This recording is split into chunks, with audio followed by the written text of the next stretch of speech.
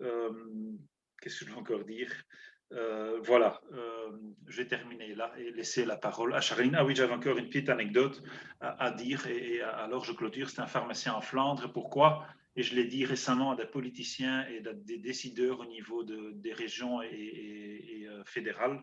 Pourquoi est-ce qu'ils font un expert pharmaceutique? Ben, j'entendais un expert pharmaceutique dire que le médecin dans le centre poussait le pharmacien à dire si on tirait un peu moins 0,02 millilitres en moins d'un flacon, alors on pourrait sans doute plus facilement obtenir une 7e ou une 12e dose.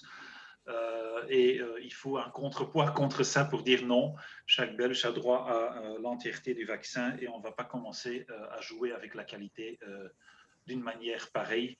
Et c'est pour ça qu'il y a les pharmaciens experts qui doivent être dans les centres. Et ça, quand on donne ce type d'anecdote, aussi nos politiciens et les décideurs comprennent qu'on a une valeur à jouer, une valeur ajoutée pour que la qualité du médicament soit là. Voilà, j'en reste là. Merci Koun pour tes mots très encourageants et j'espère que, comme tu le dis, la collaboration pourra se passer sereinement avec nos amis médecins. Voilà. Je laisse maintenant la parole à Charline pour le gros morceau de cette soirée, hein, qui va nous expliquer le protocole qu'elle a mis en place et le rôle que vous devrez jouer dans les centres de vaccination. Merci Nicolas, merci Koun. Bonsoir à tous. Je voudrais d'abord vous remercier d'être venus si nombreux. Je suis assez impressionnée par le nombre de personnes. Je vois ici qu'il y a 397 participants. Donc ça veut dire que le rôle du pharmacien expert suscite beaucoup d'engouement et ça fait plaisir. Donc voilà, j'espère que vous allez passer une agréable soirée. J'ai essayé de compiler le plus d'informations possible dans cette formation qui est enregistrée. Vous allez avoir la possibilité de la regarder par la suite parce qu'elle sera disponible sur le site de l'APB. Comme Koun et Nicolas ont bien répété, ce sont des directives générales qu'on va vous expliquer ce soir, qu'on peut retrouver dans le manuel du pharmacien expert, mais il va falloir évidemment faire des petits accords au niveau local et voir justement avec le directeur du centre de vaccination pour voir concrètement ce qu'on peut mettre en place. Alors les informations, vous pouvez les retrouver sur jemevaccine.be et sur la partie vaccination du site de l'APB où tous les documents que je vais vous présenter ce soir sont postés depuis la semaine passée. Normalement, vous êtes censé être en sourdine ce soir, donc c'est-à-dire que vous ne devez pas oublier de vous mettre en mute, comme ça on évite les bruits de fond. Et les questions se font via les questions-réponses. Donc je vous invite à ne pas utiliser le chat, mais plutôt à poser vos questions à la fin de chaque session. Il y a ce soir 8 sessions qui sont prévues. Si une question vous reste par la suite, n'hésitez pas à l'envoyer à une adresse mail qui a été prévue spécialement à cet effet, qui est coronavaccin-expert@apb.be. Donc, ça, c'est une adresse mail à bien retenir pour les prochains mois de vaccination. Alors, quelles sont les différentes parties qu'on va voir ce soir? Tout d'abord, l'organisation du centre de vaccination, le rôle de l'expert pharmaceutique, comment élaborer une bonne gestion des stocks et de la température des locaux ainsi que des réfrigérateurs qui contiennent les vaccins, la préparation même des vaccins, la trousse, la composition de la trousse d'urgence et la gestion de cette trousse, et enfin quelques aspects RH par rapport au rôle du pharmacien expert, et puis une session de questions-réponses.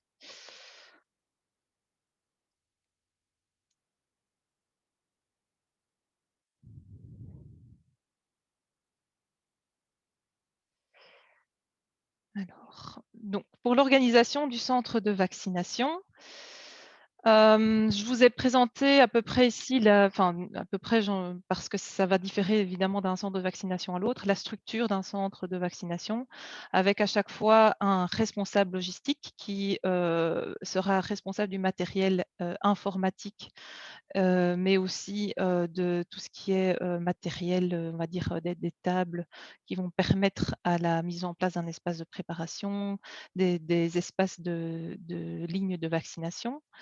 Il y aura le manager RH qui sera là plutôt pour l'aspect équipe et la gestion du personnel administratif ainsi que des équipes de nettoyage. Il y aura le médecin coordinateur qui généralement est le directeur médical du centre, qui va gérer l'équipe de vaccination et l'équipe mobile également. Et alors, il y aura le pharmacien expert qui, lui, va gérer les préparateurs et aussi les autres pharmaciens qui pourraient potentiellement être présents dans le centre. Donc, l'organisation, comme je vous ai dit, se fera selon les accords locaux. Je vous donne ici quelques pistes, mais ce sera sur base d'une très bonne communication entre les différents acteurs du terrain qu'on pourra mettre une très bonne organisation en place. Alors, c'est très important que les différents employés portent des blouses blanches afin de les reconnaître. Et faites bien attention, évidemment, aux mesures d'hygiène mises en place actuellement dues à la situation sanitaire, et notamment à bien surveiller la température corporelle et l'éventuelle apparition de symptômes chez vos collaborateurs. Il est très important aussi d'établir une bonne communication avec le responsable logistique pour tout ce qui concerne le matériel, parce que c'est à vous à gérer les réfrigérateurs et les enregistreurs de température de ces réfrigérateurs, et tout ça se fait en accord avec le responsable logistique.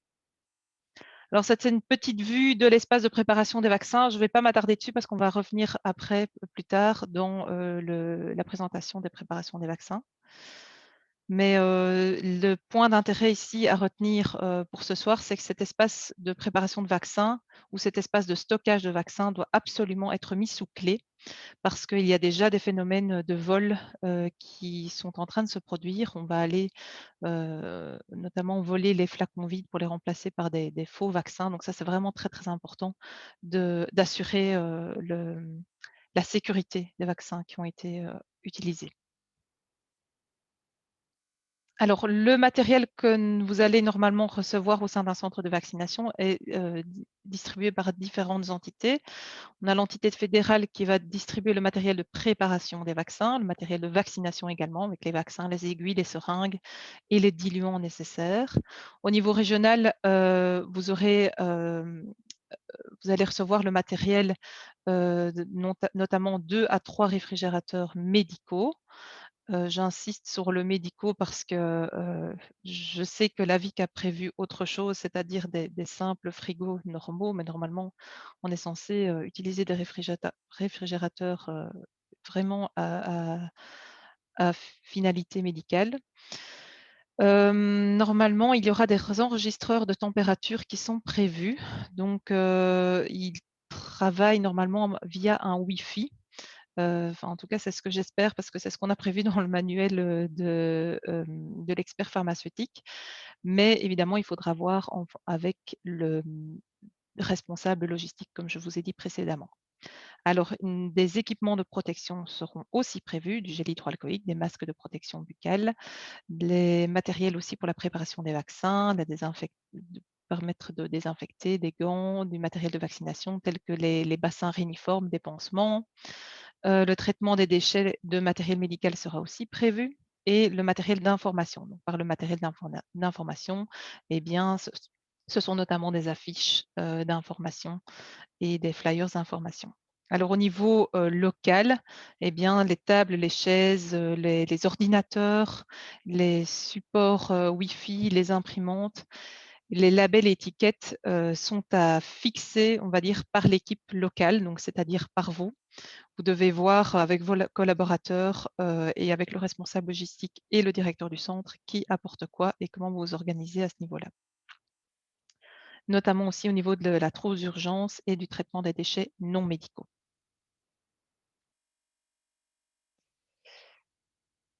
Alors, je vais passer à la présentation suivante.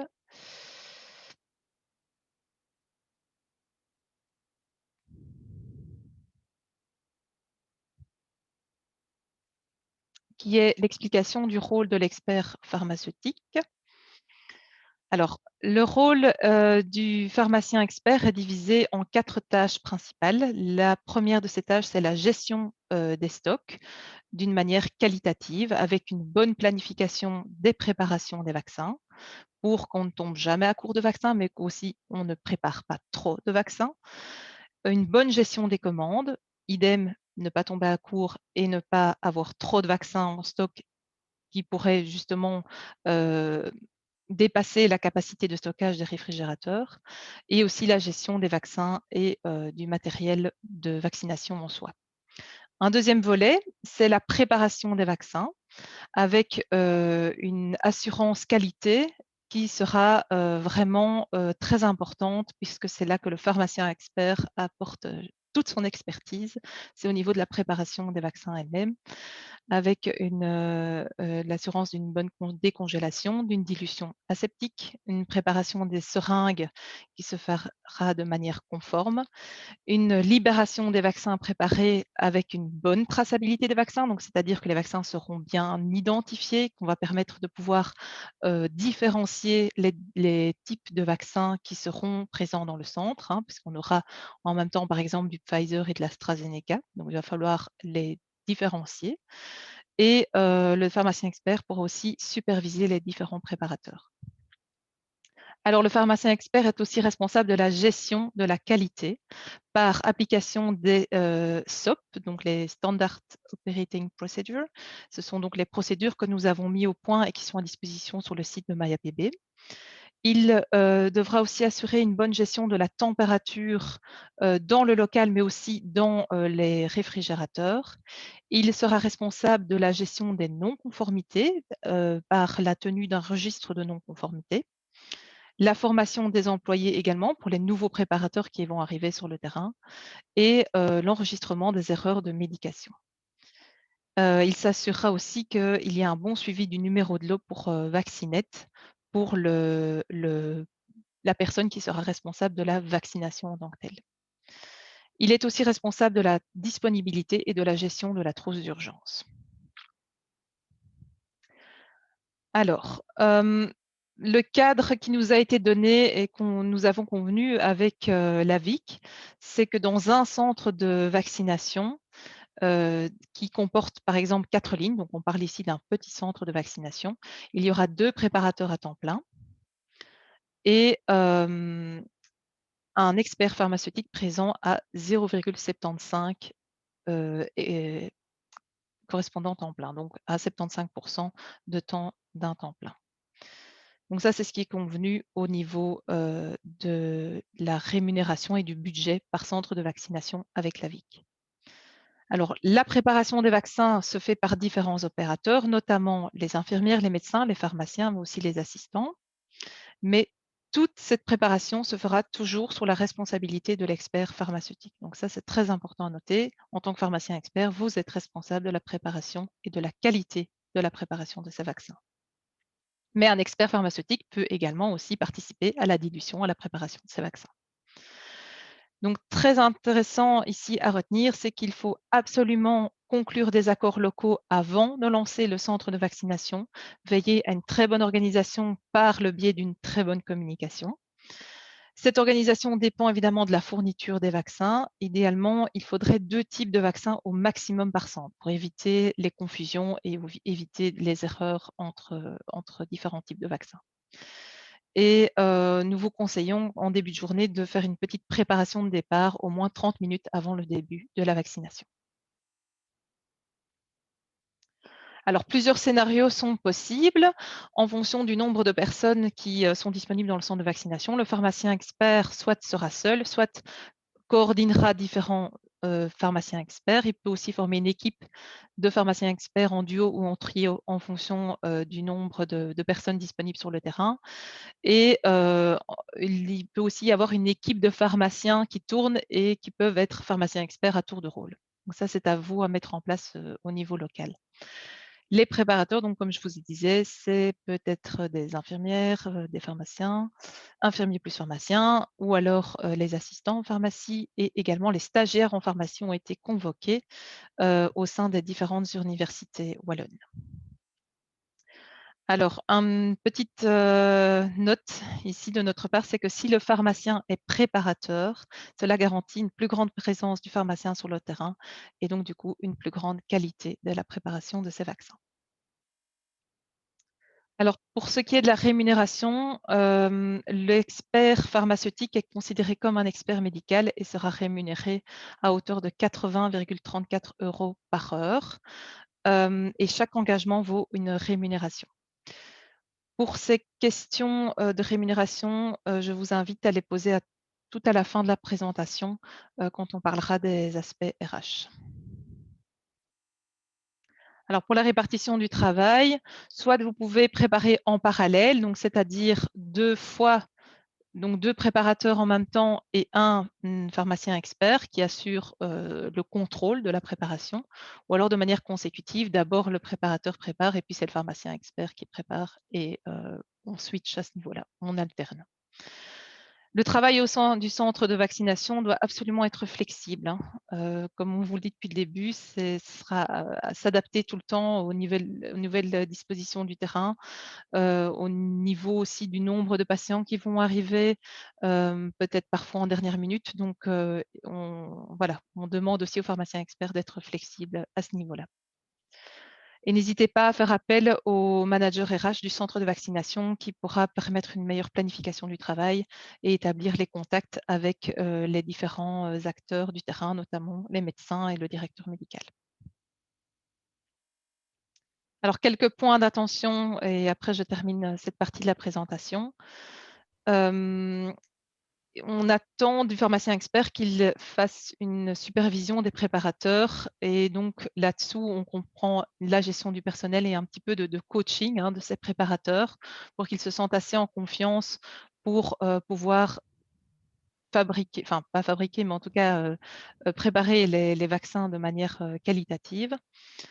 Et s'il y a plusieurs pharmaciens présents, n'hésitez pas à prendre des dispositions, faire votre planning, des disponibilités, répartir les tâches au sein de l'équipe, déterminer qui est le pharmacien coordinateur et le SPOC, donc le point de contact, s'il y a une très grosse équipe de pharmaciens disponibles, qui fait la préparation des vaccins, à quel moment de la journée. Vous pouvez fixer vous-même vos horaires, hein, et par exemple faire des shifts de 3 fois 4 heures en fonction du nombre de pharmaciens qui est présent.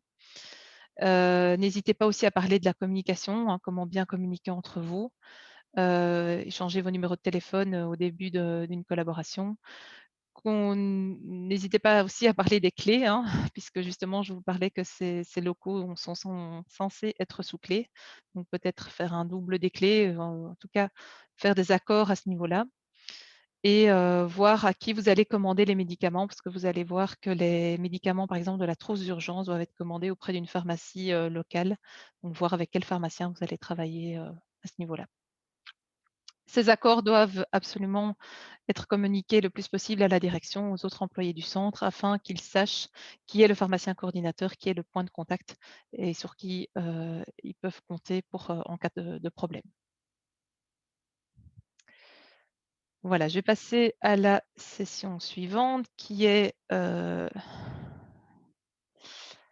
plutôt le côté gestion des stocks et des températures. Donc là, on est vraiment dans le pratico-pratique.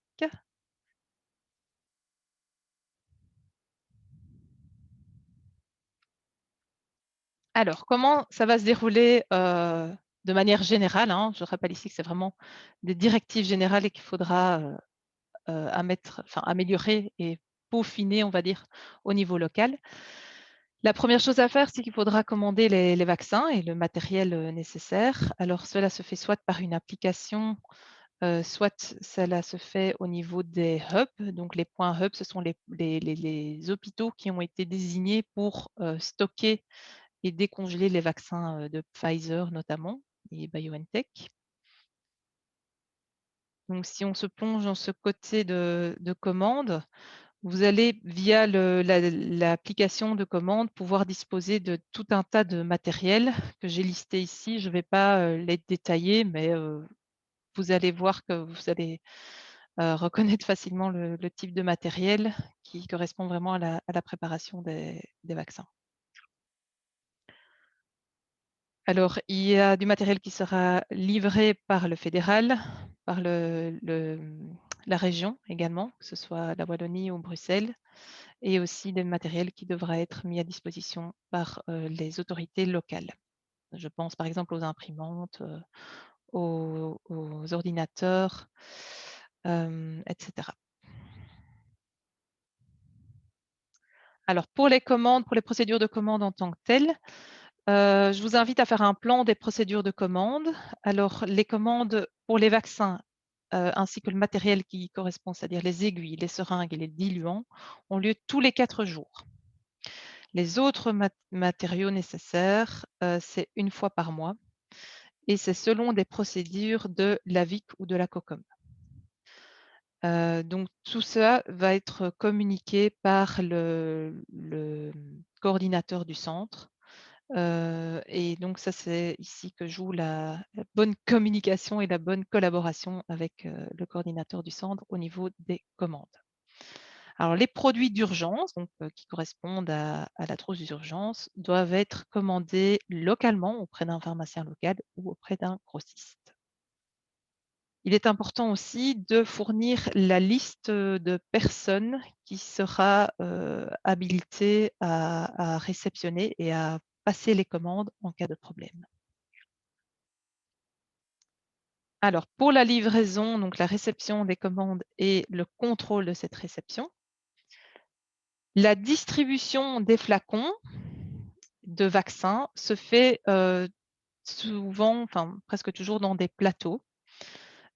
Pour Pfizer, comme je vous disais, la livraison des flacons de vaccins se fait par les hubs hospitaliers, qui sont donc les centres de contact hospitaliers où il y a eu préalablement une décongélation de -80 vers les réfrigérateurs de 2 à 8 degrés. Et la commande se fait par l'AVIC ou la COCOM. Pour AstraZeneca, les commandes se font par l'application qui a été mise à disposition par les autorités avec un formulaire de commande numérique. Alors, la réception des flacons doit se faire absolument soit par l'expert pharmaceutique, soit par une personne désignée responsable. La liste des noms de ces personnes responsables doit être communiquée à Medista. Ça, c'est très important parce qu'on va vous demander en fait de prouver votre identité quand vous allez réceptionner ces flacons de vaccin. Cela se fait sous haute surveillance. Généralement, il y a même des agents de police qui sont présents pour réceptionner. Et il y a tout un tas de choses à vérifier à la livraison, à la réception. D'abord, bien les quantités, vérifier avec le bon de commande. Donc ça se fait aussi dans les hôpitaux et également comme vous faites à l'officine d'habitude. Vérifier ici la température. Alors la température doit se faire avec un petit enregistreur de données. Je ne sais pas si vous voyez ma flèche. Mais ici, vous avez sur le dessin un petit enregistreur de température qui est livré avec la boîte et qui permet en fait de s'assurer du suivi de la chaîne du froid. Et ce sera vous, en tant qu'expert pharmaceutique, lors de la réception de cette commande, d'aller stopper cet enregistreur de température et d'aller dire oui, la température a été bien maintenue tout au long du voyage, y compris à la réception. Ou non, la température n'a pas été maintenue, c'est une non-conformité et là, vous devez l'enregistrer dans le registre des non-conformités. Alors, à la réception, il faudra aussi vérifier le numéro de lot qui est donc propre à l'entreprise pharmaceutique qui s'est occupée de la livraison des vaccins. Et il faudra également enregistrer les non-conformités. S'il y en a. J'espère qu'il y en aura le moins possible, évidemment. Alors, nous vous invitons à étiqueter les plateaux. Bien sûr, cela se fait selon des accords locaux, donc voir comment vous organisez au sein de votre centre de vaccination, avec la durée de conservation de ce plateau, la date à laquelle il a été décongelé, ça c'est pour les vaccins de chez Pfizer, notamment donc la date de réception, et veiller aussi à une très bonne organisation dans le réfrigérateur. Donc, ce qu'on vous conseille dans le réfrigérateur stock, qui est un très gros réfrigérateur qui va permettre de stocker les vaccins avant la préparation, c'est d'abord de dédier des espaces bien distincts aux différents types de vaccins, afin de ne pas confondre les types de vaccins et les entreprises pharmaceutiques, évidemment, qui sont différentes. et de respecter le principe FIFO. C'est quoi le principe FIFO? C'est First Expired, First Out. Donc, ça veut dire le premier qui périme, c'est le premier dehors. Donc, évidemment, le dernier plateau que vous recevez de flacons de vaccin, il faut veiller à le mettre à l'arrière du réfrigérateur et bien mettre les derniers qui vont périmer devant. Et alors, une des tâches aussi du pharmacien expert ou de la personne qui réceptionne la commande, c'est d'enregistrer cette commande dans le stock. Et ça se fait via le registre de préparation, le registre qui contient les stocks des vaccins. C'est un registre qu'on met aussi à votre disposition et qu'on va vous présenter tout à l'heure. Alors, après, on va passer à la préparation des vaccins et le registre de préparation. Ça va être expliqué dans les dias suivantes. Mais ce que je voudrais vous présenter ici, c'est plus spécifiquement la gestion des stocks et des températures. Alors, pour la gestion des stocks, il est très important de disposer d'un stock aussi précis que possible en fonction du nombre de patients qui viennent se faire vacciner. Donc, on vous invite pour ça à effectuer des contrôles réguliers, par exemple en début de journée et en fin de journée, voir combien de patients sont prévus pour la journée. Le mieux, c'est encore de faire un petit contrôle sur l'heure de midi pour voir si tous les patients qui étaient prévus en début de journée vont effectivement venir, s'il n'y a pas eu des annulations. Et cela va vous permettre en fait d'adapter votre rythme de préparation au nombre de patients qui vont effectivement arriver. Il y a donc une très bonne coordination à avoir avec l'expert médical, avec le gestionnaire du centre, à différents moments de la journée. Évidemment, n'hésitez pas à faire appel à l'application Vaccinet qui gère tout cet aspect de patients et d'inscription à la vaccination. Alors, pour tout ce qui est gestion du stock, cette gestion du stock se fera dans des registres des préparations. Le nombre de flacons commandés et reçus y sera inscrit, également les numéros de lot des flacons, donc c'est-à-dire des plateaux qui ont été livrés, le nombre de vaccins qui est du coup prévu par rapport au nombre de flacons qui a été commandé, l'heure de la préparation, les numéros de production interne, donc ce sont les numéros que vous allez attribuer en tant que pharmacien expert à vos préparations de vaccins au moment de la préparation. Et ce sont ces numéros qui vont aussi être imprimés sur les étiquettes qui permettront en fait de différencier les vaccins qui seront préparés et qui circuleront dans le centre de vaccination. Et également le nombre de vaccins préparés. Alors tout ça se trouve dans un fichier Excel qui est bien différent pour chaque type de vaccin. Donc on a un fichier Excel pour Moderna, un fichier Excel pour Comirnaty et un fichier Excel pour AstraZeneca. Cette gestion des stocks est vraiment très importante, évidemment, pour toutes les fonctions au sein du centre de vaccination, parce que c'est grâce à ça qu'on va pouvoir adopter une vaccination efficace de la population. Donc là, votre rôle est vraiment primordial. Alors, quelles sont les responsabilités en termes de gestion du stock et du registre de préparation? Eh bien, le pharmacien expert est responsable du nombre de vaccins commandés et reçus, et c'est le cas aussi pour le gestionnaire du centre. Le nombre de vaccins à prévoir, là aussi, le pharmacien expert est responsable et le gestionnaire du centre. Pour le numéro des lots des plateaux, c'est également l'administration médicale qui sera responsable de l'inscription de ces numéros de lots. Et l'heure de préparation, eh bien, cela concerne seulement, évidemment, le préparateur et le pharmacien expert.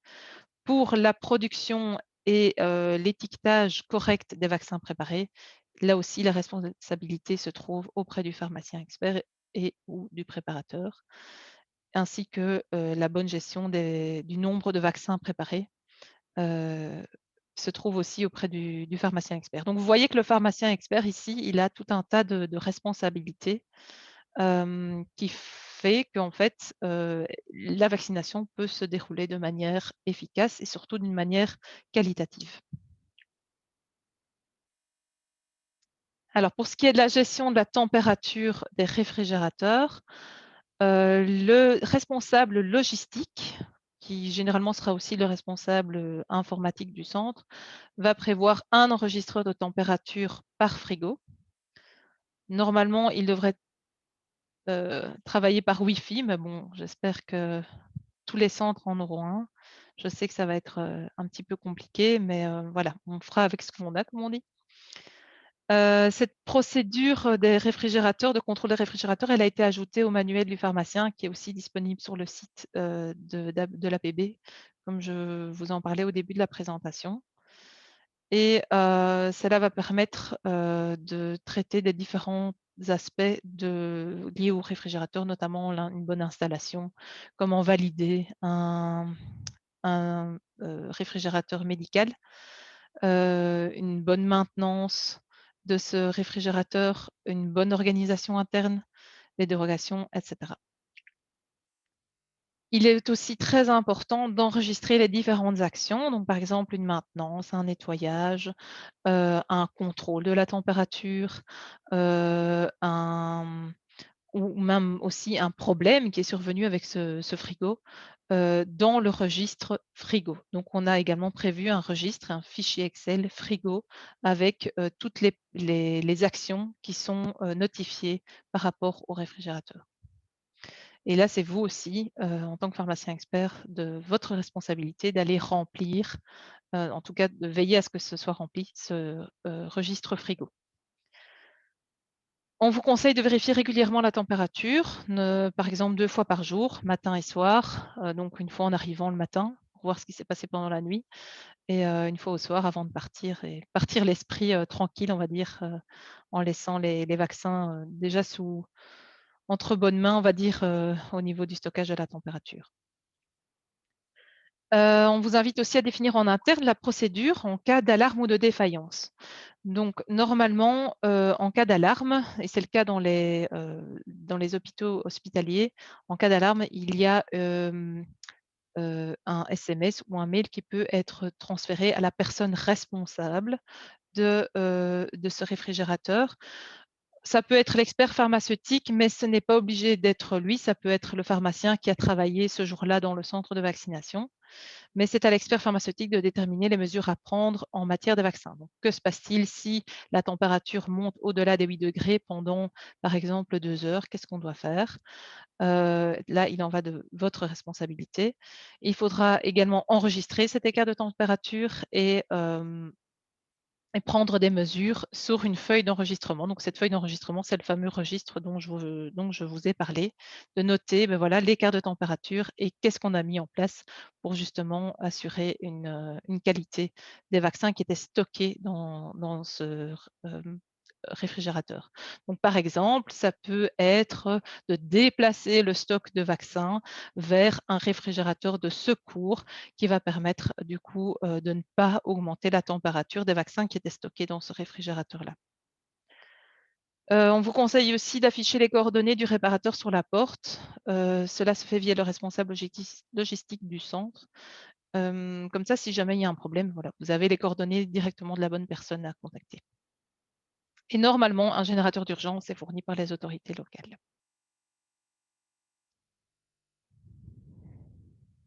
Voilà. Je pense qu'on a fait le tour. Je vais maintenant passer la parole à une collègue qui s'appelle Charlotte Verru, qui est aussi docteur en pharmacie, qui a fait son doctorat à l'université de Gand et qui est Pharmaceutical Care Manager chez Multipharma. Et elle est notamment responsable de la mise au point des protocoles de préparation des vaccins. Et donc, je l'invite maintenant à prendre la parole pour vous présenter la préparation des vaccins en tant que telle. Voilà, Charlotte, c'est à toi. Merci Charline et bonsoir tout le monde. J'espère que tout le monde m'entend bien. Donc moi, je vais en effet illustrer une partie très pratique de ce rôle du pharmacien expert qui est la préparation des vaccins et la qualité des vaccins qui sont préparés. Donc dans le cycle de vie du vaccin au sein du centre, c'est quand même une étape qui est fort importante et vous verrez que cette préparation, on va toujours la faire par type de vaccin et qu'elle va légèrement différer d'un vaccin à l'autre. Et la traçabilité sera donc en ce sens très importante, d'où l'étiquetage, les registres dont Charline vous a parlé précédemment. Je reviens un peu sur l'image que Charline a montrée au début de la présentation, qui représente l'espace pour la préparation des vaccins, donc le local qui vous sera attribué et qui, donc je vous le rappelle, devra être mis sous clé, bien protégé pour éviter les vols des vaccins. Donc, ce que nous avons présenté ici, c'est une proposition. Vous verrez que nous avons mis une zone qui permet de faire de la place pour l'hygiène, donc se laver les mains, mettre tout ce qui est gel hydroalcoolique, alcool désinfectant. Les stocks généraux donc, de tout le matériel dont vous aurez besoin pour préparer les vaccins. De l'autre côté de la pièce, nous avons mis un bureau pour le pharmacien expert pour lui permettre de mettre son PC et de faire toute la partie administrative. À côté de cela, nous avons prévu une imprimante. Puis les fameux 3 frigos sur lesquels je vais revenir après. Et au centre de la pièce, nous avons choisi de mettre 4 tables pour les 4 lignes dans notre centre de vaccination dont nous parlions tout à l'heure, avec une table ou un plan de travail par ligne de vaccination. C'est très important de travailler vraiment par ligne parce que dans certains cas, vous aurez plusieurs types de vaccins dans le centre. Et chaque ligne sera attribuée à un vaccin, ou un vaccin sera attribué à chaque ligne. Et donc, il ne faudra pas mélanger les différents types de vaccins d'une ligne à l'autre. Donc, d'où une table par ligne de vaccination. Nous vous proposons de les étiqueter avec le numéro de la ligne de vaccination, d'étiqueter également tous les petits bacs ainsi que les frigobox qui servent de transport entre la salle de préparation et la salle de vaccination. Pour ce qui est des 3 frigos, donc il y a un grand frigo qui est prévu, c'est le frigo de stock. Donc ce grand frigo sert pour le stockage de tous les flacons réceptionnés. Et le but de ce frigo, c'est de l'ouvrir le moins possible. Il sera ouvert à la réception des flacons et il sera ouvert chaque jour pour en sortir le nombre de vaccins qui sont nécessaires pour la préparation du jour. Petit rappel concernant la durée de conservation des différents types de vaccins. C'est que le vaccin de Pfizer, il peut être conservé entre 2 et 8 degrés au frigo donc pendant 5 jours après sa décongélation. Le vaccin de Moderna, lui, peut être conservé pendant 30 jours après la décongélation et le vaccin AstraZeneca peut être conservé pendant 6 mois. À côté de ce grand frigo, il y a donc 2 petits frigos qui sont des frigos prévus pour le stockage de flacons individuels, pour le stockage du jour. Ce sont des réfrigérateurs de travail. Et vous en avez 2 parce qu'on a dit 2 types de vaccins maximum par centre, donc un frigo par type de vaccin de nouveau pour éviter des mélanges entre les différents types. Attention parce que le grand frigo, lui, peut bien contenir différents types de vaccins, donc il faut clairement l'organiser, donc non seulement selon les dates d'expiration qu'on a vues précédemment, mais aussi selon les types de vaccins. Si on prend le déroulement d'une journée du pharmacien expert, donc on l'a déjà dit, le matin, vous arrivez au centre, vous contrôlez les stocks de vaccins pour voir s'il n'y a rien qui a disparu la nuit. On espère que non, mais voilà, vous vous en assurez. On contrôle la température du frigo. Tout est enregistré dans les registres. On va avoir le document Excel ensuite. S'il y a des non-conformités, elles sont enregistrées. C'est très important d'avoir une vue sur le nombre de vaccins disponibles pour pouvoir discuter avec le responsable médical et d'assurer un suivi de qualité pour vérifier si toutes les personnes qui seront convoquées pour la vaccination auront bien un vaccin. Puis aura lieu donc la préparation. On verra d'ailleurs dans la partie suivante exactement la préparation selon les différents types de vaccins, mais grosso modo, ça se passe de la même façon pour les différents types de vaccins. C'est qu'il faut commencer par déterminer le nombre de vaccins dont vous aurez besoin pour la journée entière de vaccination. Donc, vous voyez avec le responsable du centre le nombre de personnes qui ont été convoquées. Vous vérifiez donc combien de flacons vous aurez besoin en fonction du nombre de doses qui sont disponibles dans les flacons. Pour le vaccin de Pfizer, en ce moment, il s'agit de 6 doses par flacon, ce qui pourra éventuellement même être augmenté à 7 doses par flacon. Pour le vaccin de Moderna, il s'agit de 10 doses. Pour le vaccin AstraZeneca, on parle d'au moins 10 doses. Souvent, c'est 11. Peut-être que ça en sera 12 dans le futur, en fonction du matériel disponible pour faire les prélèvements. Donc, en fonction du vaccin, du nombre de personnes convoquées, vous calculez le nombre de flacons dont vous avez besoin et vous transférez ce nombre de flacons du frigo de stock vers le frigo de travail, le frigo du jour. Puis ensuite, pour la préparation des vaccins, on ne va pas préparer tous les vaccins de toute la journée en une fois. On va les préparer par période de 2 heures. Et donc, pour 1 heure de vaccination, on estime qu'une ligne consomme 20 à 25 vaccins. Donc, on met un vaccin toutes les 2,5-3 minutes. De nouveau, il va falloir faire un calcul de combien de flacons avons-nous besoin pour couvrir 2 heures de vaccination pour une ligne.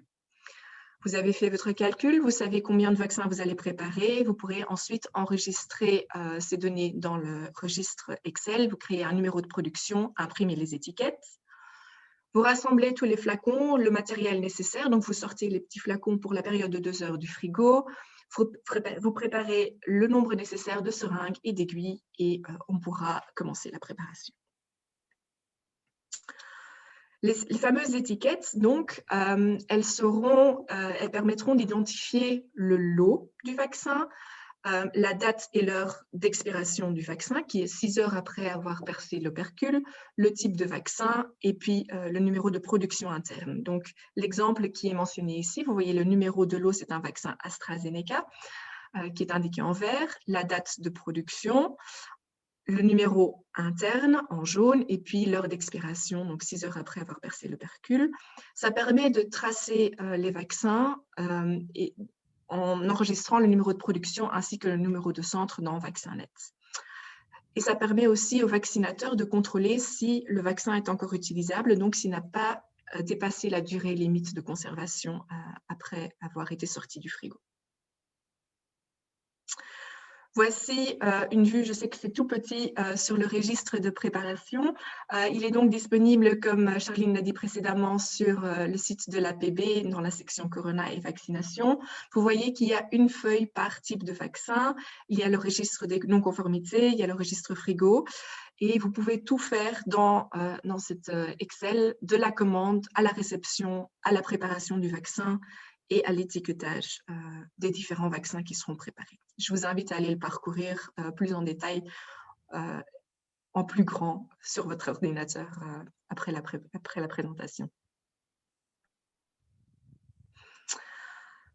Pour la préparation en soi, en termes de timing, on prévoit environ 1 minute par seringue ou par vaccin préparé, à savoir que pour le vaccin de Pfizer, le Comirnaty, il doit d'abord être dilué de manière aseptique pour ensuite être mis dans des seringues, dans des vaccins.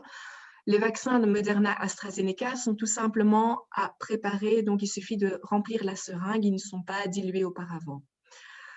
Les seringues préparées seront à étiqueter. Nous proposons que ce soit toujours le pharmacien expert ou un autre pharmacien qui fasse cet étiquetage. Donc, même si vous avez des assistants, des infirmiers ou des personnes qui travaillent dans un laboratoire qui aideraient à la préparation, nous proposons que la validation finale et donc l'étiquetage et la libération des seringues se fassent toujours par le pharmacien pour être une garantie de qualité des vaccins qui sont délivrés. Le nombre de seringues finalement préparées est aussi enregistré dans le registre de préparation et comme nous l'avons dit, donc le vaccin préparé, il peut être conservé pendant 6 heures à température ambiante. Pour chaque type de vaccin, nous avons préparé des fiches d'instruction que vous pouvez imprimer et accrocher donc dans la zone de préparation pour vous servir de petit aide-mémoire au moment de faire la préparation. La libération des seringues, donc comme je vous disais, pour garantir la qualité, nous préférons que ce soit fait par un pharmacien, expert ou autre pharmacien sur place. Et nous vous invitons à mettre en place des contrôles. Donc, contrôlez bien toutes les seringues si elles sont bien remplies. Nous avons eu des échos comme quoi une personne qui préparait les vaccins, qui malheureusement ne voyait plus très bien, avait préparé des vaccins avec de l'air plutôt que du vaccin dedans. Vérifier le volume final, vérifier le volume résiduel dans les flacons et vérifier toujours à 2. Comme ça, on est sûr d'éviter au maximum les erreurs. Et faites aussi toujours une réconciliation du matériel avant-après. Donc, vous avez prévu du matériel pour faire un certain nombre de vaccins. Si après la préparation, il vous reste des seringues vides, vous avez un problème. C'est qu'il y a quelque chose qui s'est mal passé dans le processus. Et identifier ce problème et regarder là où l'erreur s'est produite. La méthode de travail et comment vous organisez concrètement, on vous invite à la définir sur place, à la déterminer dans le centre de vaccination avec les différents pharmaciens qui seront présents sur place. Si jamais il y a des non-conformités parce que, par exemple, le vaccin de Pfizer a été dilué avec une mauvaise quantité de chlorure de sodium, parce que quelqu'un a mal mis l'aiguille sur la seringue et finalement il y a eu des pertes enregistrées dans le registre de non-conformité.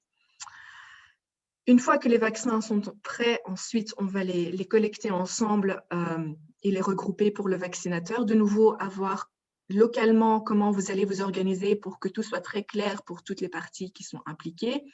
Regroupez-les par flacons, regroupez-les par 6, par 10. Donc, vous avez des petits bacs réniformes.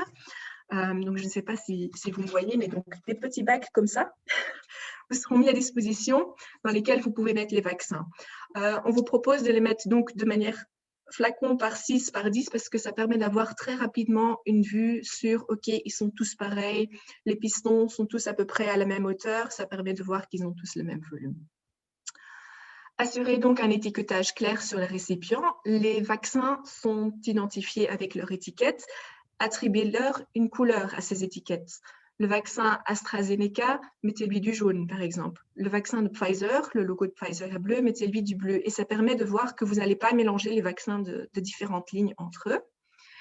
Et puis, déterminer aussi qui fait des allers-retours entre l'endroit de préparation, le local de préparation et le local de vaccination, que ce soit une personne qui sache qu'elle transporte des produits qui sont quand même relativement fragiles, qu'il ne faut pas les secouer et qu'il faut faire un transport qui soit régulier et qu'elle signale aussi régulièrement s'il y a des besoins de vaccins, par exemple, auprès des vaccinateurs. À la fin de la journée, l'expert pharmaceutique contrôle de nouveau le stock des vaccins, enregistre ça dans le registre, contrôle de nouveau la température et éventuellement enregistre les non-conformités qui se seraient produites dans la journée. Ici, vous voyez en fait tout ce que nous venons de parcourir, donc les différents moments de la journée et les différents rôles du contrôle des stocks, contrôle des températures, à la libération, la préparation, la libération des lots, la gestion des déchets. Je vous invite en fait à faire ce type de planning au niveau du centre, de regarder, de vous faire une petite feuille et de vérifier que tous les jours vous parcourez bien toutes les différentes étapes, ce qu'on attend de vous.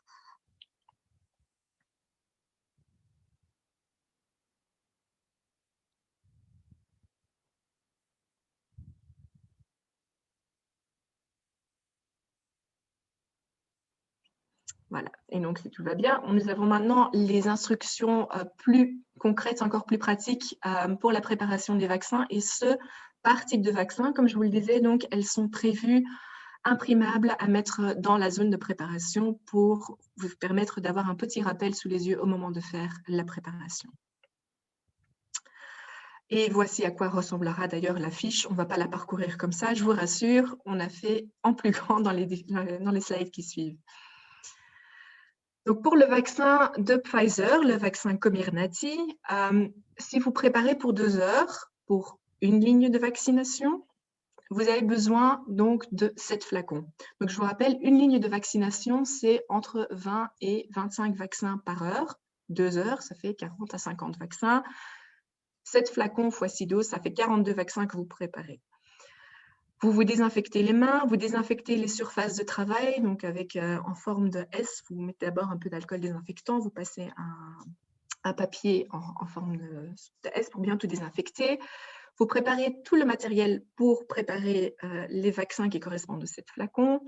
Vous créez un numéro de production interne, vous imprimez les étiquettes et vous sortez les 7 flacons du frigo de travail. Donc, je vous rappelle qu'en début de journée, nous avions donc transféré les vaccins du jour du frigo du stock vers le frigo de travail.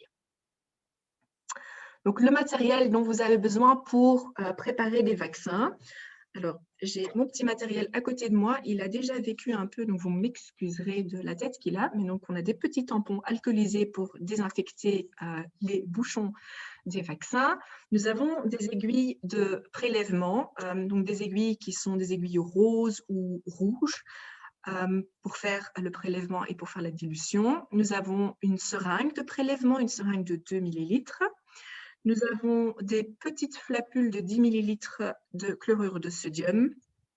Puis, dans cette procédure-ci, nous avons la seringue de 1 millilitre avec une aiguille. Il se peut que vous alliez recevoir, à partir de la semaine prochaine, même il serait potentiellement disponible, des seringues avec des aiguilles déjà prémontées et donc que vous ne pourrez pas démonter. Ça va changer un petit peu la façon de procéder, mais on va y venir tout de suite. Donc, vous avez par flacon un petit tampon, une aiguille de prélèvement, une seringue de prélèvement, puis la flapule, et puis les seringues pour faire des 6 vaccins, en fait. Donc, il vous faut 6 seringues, 6 aiguilles, fois 7 flacons, vous arrivez au nombre que vous voyez à droite. Comme on le vous disait, travaillez toujours par flacon. Donc, on ne va pas d'abord diluer tous nos 7 flacons, puis ensuite préparer tous les vaccins. Non, on va travailler flacon par flacon. Et pour rester pratique, on vous propose en fait de mettre le matériel que vous préparez à votre gauche. Devant vous, vous allez travailler de manière aseptique. Et puis, à droite, vous mettez les vaccins qui sont préparés et qui seront encore à libérer ensuite par une deuxième personne qui vérifiera qu'ils comportent bien la bonne quantité. Avant de commencer la préparation, j'ai un petit flacon ici qui n'est pas du tout un flacon de Pfizer, c'est un flacon d'Aspégie qui d'ailleurs, il a aussi du vécu parce qu'il est complètement cristallisé. Mais avant de commencer donc la préparation, il faudra retourner 10 fois le petit flacon. Donc, on ne va pas le secouer comme ça parce qu'ils sont très fragiles, ces vaccins. On le retourne 10 fois pour l'homogénéiser. Puis, on l'inspecte. S'il est homogène, alors on pourra procéder à la préparation. On ouvre notre petite flapule de sorure de clodium.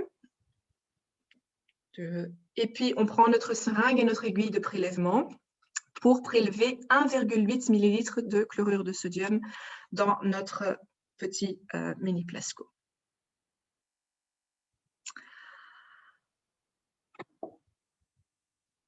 Nous retirons donc sur le petit vaccin, sur le petit flacon de vaccin, il y a un capuchon qui est en plastique, on le retire, puis on désinfecte le caoutchouc, et puis les 1,8 millilitres que nous aurons prélevés avec notre seringue de prélèvement, on va les injecter avec précaution dans ce flacon. Donc, juste une petite astuce pour la première fois quand vous percerez le caoutchouc, insérez l'aiguille de prélèvement sous un angle de 45 degrés d'abord et ensuite mettez-la comme ça tout droit. Ça ira plus facilement et vous aurez moins de risques que l'aiguille dérape et moins de risques de vous piquer. Vous injectez ensuite les 1,8 millilitres dans le flacon, vous allez sentir une résistance. C'est normal parce que vous augmentez la pression dans le petit flacon en injectant encore plus de liquide.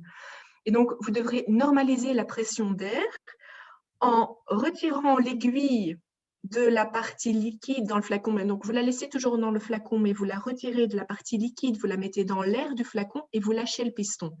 Et vous allez voir que le piston, il va augmenter, il va monter tout seul jusqu'à la même quantité que la quantité de liquide que vous avez injecté. Donc, il va augmenter tout seul à 1,8 millilitres pour normaliser la pression. Donc, si vous avez la méthode, donc si vous avez des seringues et des aiguilles qui se détachent, alors on vous invite, quand vous avez fait cette injection, vous avez laissé l'air normalisé, donc ça se présente, vous avez votre seringue avec un peu d'air dedans, alors retournez le tout encore de nouveau 10 fois en maintenant bien, vous tenez tout bien, mais vous ne touchez pas l'aiguille, donc vous n'allez pas venir mettre vos doigts au niveau de l'aiguille, vous ne touchez pas le caoutchouc, et puis vous laissez bien la seringue en place.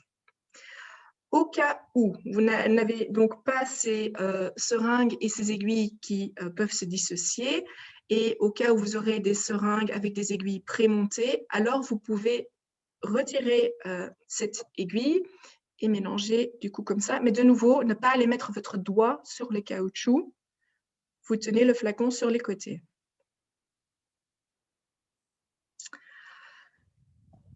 On est de nouveau dans le premier scénario où vous aviez laissé votre seringue avec l'air dedans. Vous allez ensuite déconnecter donc cette seringue de l'aiguille de prélèvement que vous laissez dans le flacon pendant la préparation des différentes doses de vaccin. vous venez y connecter la seringue de 1 millilitre. Et puis, vous faites votre prélèvement de 0,3 millilitres de vaccin. Ensuite, vous déconnectez de nouveau votre aiguille, votre seringue que vous venez de remplir, puis vous la connectez à une aiguille stérile qui sera pour l'injection. Et puis, vous procédez de la même façon pour les prochains vaccins qui seront à prélever. Donc, pour le rappel, un flacon de Pfizer, vous pouvez en sortir 6 ou 7 vaccins. Vous mettez tous les vaccins que vous venez de préparer en sécurité à côté de vous dans un conteneur, donc par exemple dans les petits bacs, pour ensuite être inspectés par un ou une collègue et pour être étiquetés et libérés. Si vous avez donc ces petites seringues qui sont en une pièce, alors à chaque fois, vous allez devoir retirer, donc vous allez, avec cette seringue de nouveau, aller percer votre flacon, vous allez prélever vos 0,3 millilitres de vaccin, vous allez retirer l'aiguille, donc la seringue avec l'aiguille du flacon, puis vous allez devoir remettre le capuchon. Là, de nouveau, pour éviter tous les accidents de piqûre, procédez sous un angle droit, donc sous 90 degrés, vous arrivez, donc vous venez pas en ligne droite, essayez de remettre le capuchon sur l'aiguille parce que là, vous risquez de vous piquer, mais vous procédez en angle droit et vous approchez le capuchon de l'aiguille, puis vous mettez comme ça dessus, et là, vous évitez de vous piquer. Donc, le contrôle, c'est une inspection visuelle donc des seringues de vaccin qui sont préparées après chaque flacon. Et puis, si elles sont conformes, vous pouvez les étiqueter.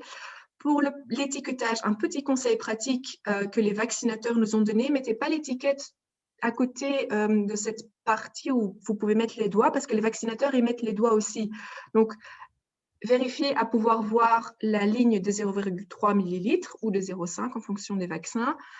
Mais ne le mettez pas tout au bout pour permettre au vaccinateur de mettre ses doigts pour pouvoir faire l'injection. C'est un petit conseil qu'on nous a donné sur le terrain. Et donc, après chaque session de préparation, donc par 2 heures, faites une inspection à la fin visuelle des flacons vides, donc vérifiez bien qu'il ne reste rien dans les flacons que vous avez préparés. Donc ça, c'était pour le vaccin Comirnaty, pour le vaccin de Pfizer. Quand il s'agit du vaccin Moderna, alors c'est un vaccin qui arrive au centre congelé et qu'on décongèle. Vous avez vu qu'il pouvait être conservé pendant 30 jours. Il se peut qu'ils doivent encore décongeler, donc il arrive congelé, il doit encore décongeler. On parle d'au moins 2h30. Dans la pratique, il s'avère que c'est un petit peu plus longtemps qu'il faut, donc prévoyez suffisamment de temps pour les décongeler. De nouveau, quand vous allez préparer les vaccins, vous déterminez le nombre de vaccins dont vous avez besoin pour 2 heures, en sachant qu'il y a 10 doses par flacon. Vous inspectez visuellement le flacon qui a été décongelé, puis on les sort du frigo, on les amène à température ambiante, et pour ça, environ 15 minutes suffisent. Ce vaccin de Moderna, il est encore plus fragile, on ne va pas le mélanger en le tournant comme ça, on ne va pas le retourner, on va gentiment l'agiter en le tournant verticalement, et ce, avant de l'utiliser, mais aussi avant chaque seringue, avant chaque vaccin que l'on va préparer. Pour le vaccin de Moderna, attention, il ne s'agit pas de dose de 0,3, mais de 0,5 millilitres. Mais après, la méthode de travail est exactement la même. Donc, vous désinfectez le caoutchouc, donc, enfin, exactement la même, sauf la partie dilution. Vous désinfectez le caoutchouc. Vous utilisez donc soit une première seringue de 1 millilitre avec une aiguille de prélèvement. Vous piquez dans votre flacon et vous prélevez votre première dose.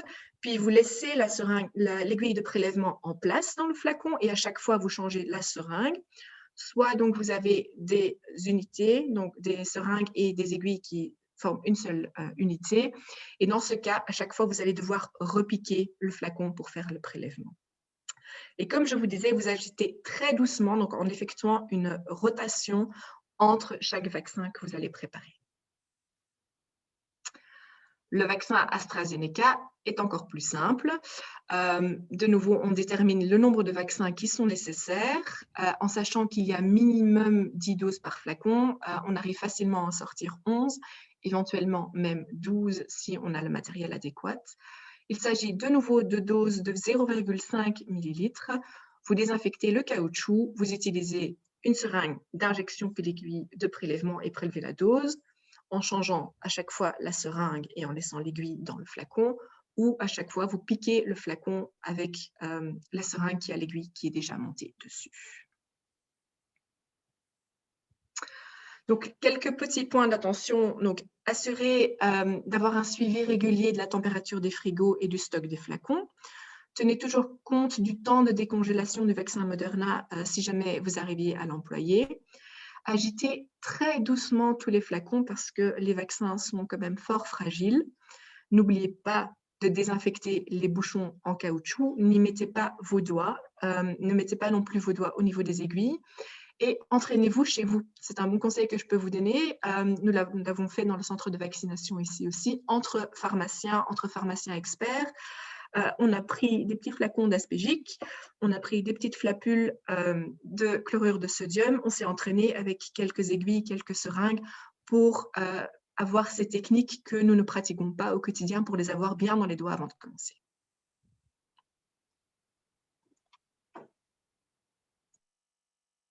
Voilà, merci beaucoup Charlotte. C'était une présentation très didactique avec une bonne illustration du matériel qui est mis à disposition et aussi comment manipuler ce matériel de manière toujours qualitative, avec une bonne assurance qualité. Je vais maintenant vous parler de la gestion de la trousse d'urgence. C'est le dernier chapitre pour ce soir. C'est assez court, je vous rassure, on a bientôt fini. Je sais que c'est beaucoup d'informations en une fois, mais comme je vous l'ai dit, cette présentation est enregistrée et elle sera disponible sur le site de l'APB dès demain. Et donc, vous pouvez aller revoir les différentes étapes de préparation des vaccins. Et la SSPF met aussi également un film qui a été produit dans un des hôpitaux de Namur avec des pharmaciens hospitaliers. Et ce film sera à disposition sur le site de la SSPF à partir de lundi 15 mars. Et ce film est monté vraiment pour vous expliquer de manière détaillée comment préparer des vaccins de manière qualitative. Et toutes les étapes ont été filmées pour que ce soit clair pour vous et que vous ayez tous les outils à disposition pour préparer ces vaccins correctement. Alors, la trousse d'urgence, c'est aussi une des responsabilités du pharmacien, comme je vous expliquais au début de la présentation. Le pharmacien est responsable du suivi de cette trousse et d'une bonne gestion de cette trousse d'urgence, c'est-à-dire qu'il doit être responsable de la composition, toujours en consultation avec l'expert médical. J'insiste là-dessus parce que c'est toujours l'expert médical qui aura le dernier mot sur la bonne composition de cette trousse. Le pharmacien expert est responsable du réapprovisionnement de la trousse d'urgence selon la composition qui a été convenue avec l'expert médical et il s'assure également de la présence de cette trousse ainsi que de sa disponibilité dans un lieu qui est fixé à l'avance et qui est communiqué à tous les acteurs du terrain. Il est aussi responsable de la surveillance des conditions de stockage des médicaments. Donc, il y a certains médicaments qui doivent être stockés au frigo et il vérifiera aussi les dates d'expiration des différentes spécialités qu'on retrouve dans la trousse d'urgence. Alors, cette trousse d'urgence, elle sert à quoi? Eh bien, justement, à traiter une possible réaction anaphylactique en attendant les services d'urgence. Donc, si jamais un des patients qui a reçu un vaccin fait un choc anaphylactique, on utilisera cette trousse d'urgence. La composition, comme je vous dis, a été convenue avec les experts pharmaceutiques et médicaux. Le nombre de trousses d'urgence par centre de vaccination a été déterminé à l'avance. Il est disponible dans le manuel. Nous avons convenu de prévoir une trousse d'urgence, une par ligne de vaccination et une de réserve dans le centre, mais également de prévoir une trousse d'urgence pour les équipes mobiles éventuelles.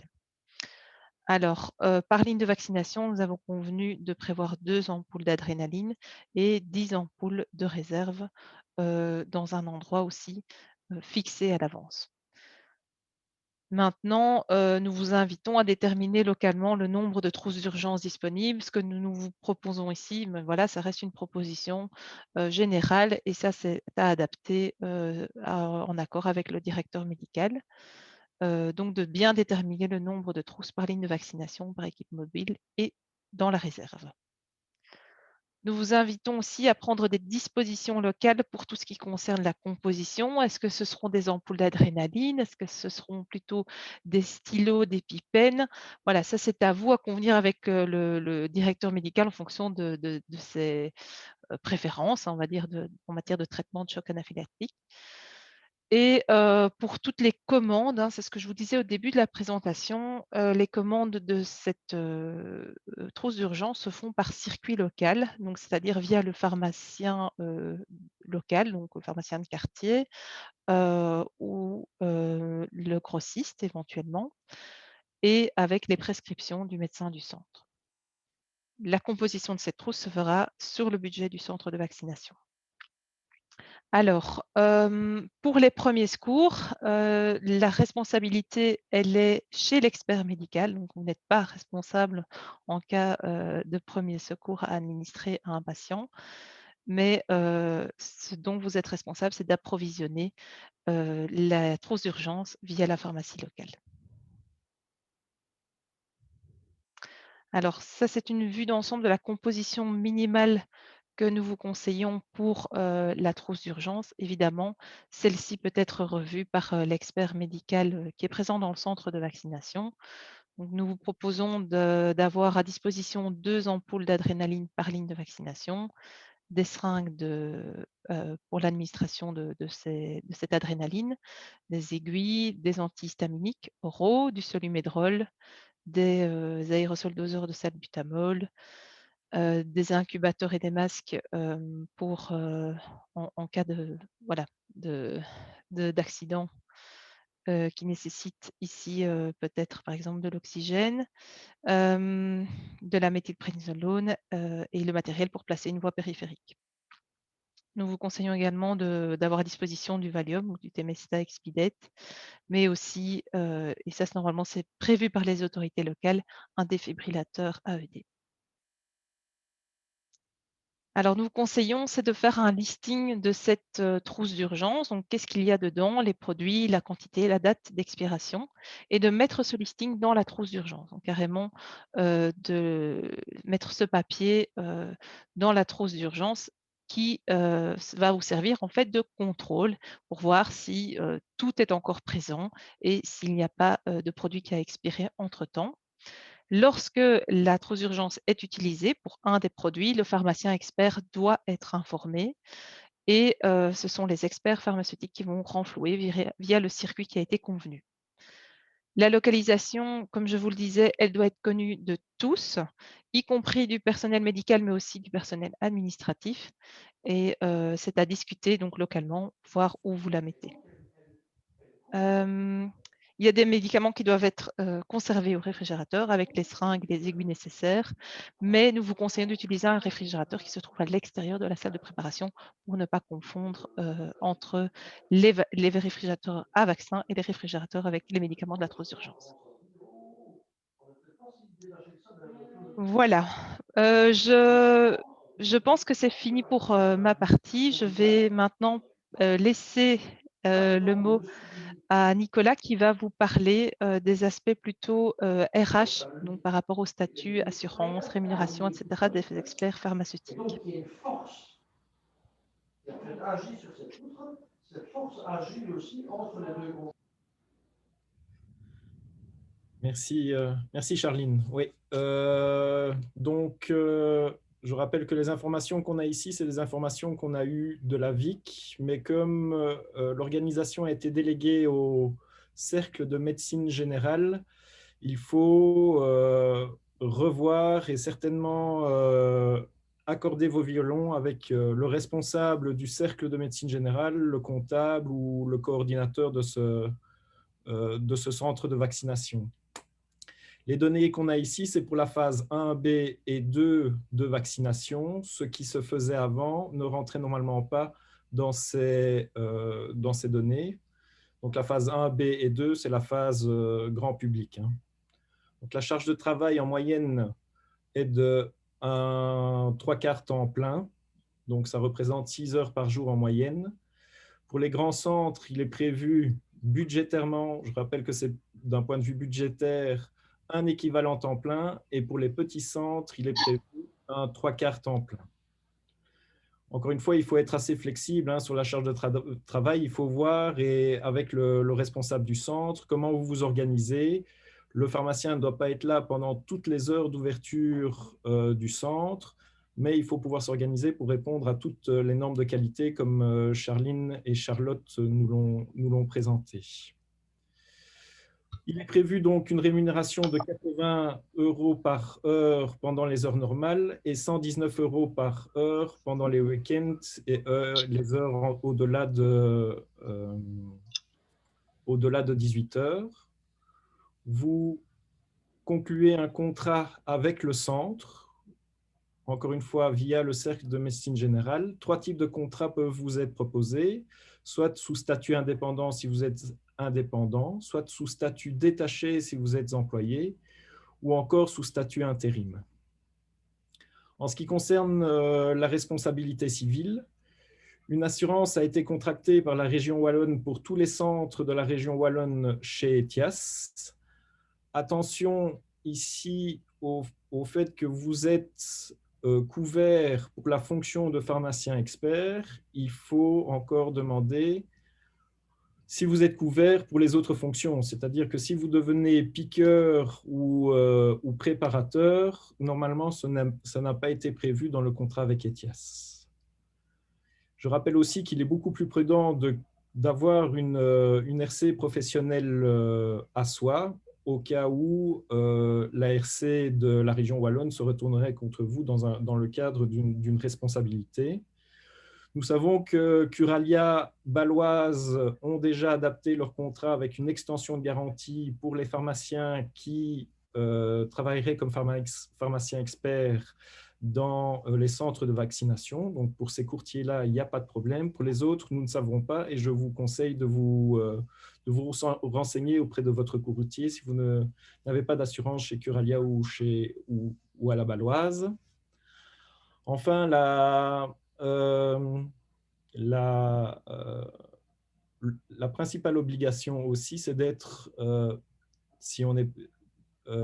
d'avoir un diplôme de master en pharmacie, mais aussi d'être inscrit à l'ordre des pharmaciens. Alors, si vous n'êtes plus inscrit à l'ordre des pharmaciens, vous avez la possibilité d'avoir une inscription rapide et elle sera gratuite pour les 6 premiers mois. Donc, et c'est une inscription qui va se faire très rapidement. Il y a une procédure d'urgence qui est prévue au niveau de l'ordre pour cela. Voilà. Merci beaucoup, Nicolas. Je reprends la parole juste pour conclure sur la présentation de ce soir. Comme je vous le disais au début de la présentation, il y aura un courrier qui va partir avec un enregistrement du webinaire et celui-ci sera disponible sur le site de l'APB Info Corona dans la section vaccination, centre de vaccination.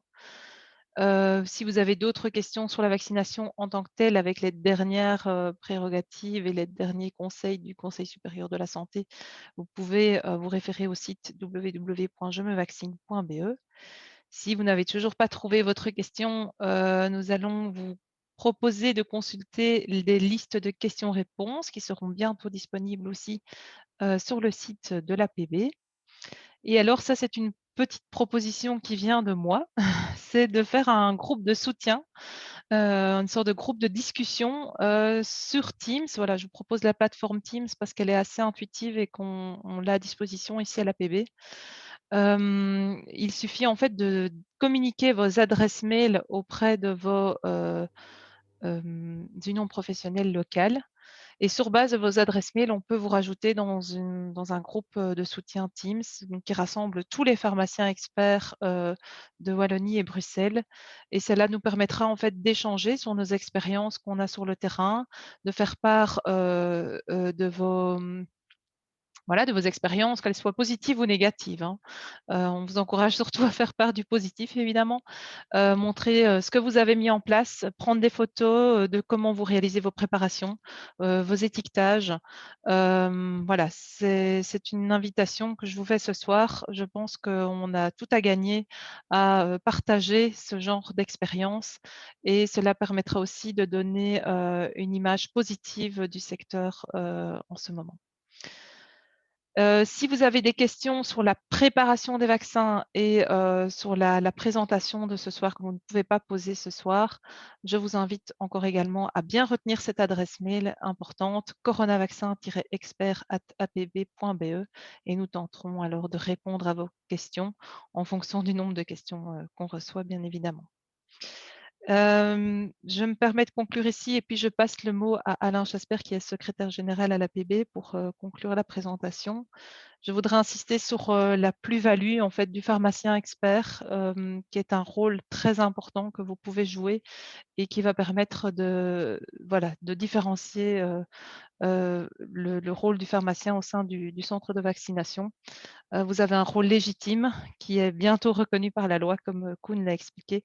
Donc, n'hésitez pas à mettre en avant cette plus-value, que ce soit au niveau de la gestion des stocks, au niveau de la gestion des registres, des commandes et de la qualité de préparation des vaccins. Voilà, je laisse le mot à Alain Chaspierre pour la fin de la présentation. Merci beaucoup, Charline. Et je voudrais vraiment remercier, te remercier Charlotte, Nicolas pour cette présentation très claire, je crois. C'est vrai qu'il y a beaucoup d'informations et je pense qu'il y a énormément de matériel disponible sur le site de l'APB, je voudrais le rappeler, donc qui est accessible à tout le monde, hein, que vous soyez au FACO ou APB, il n'y a aucun souci.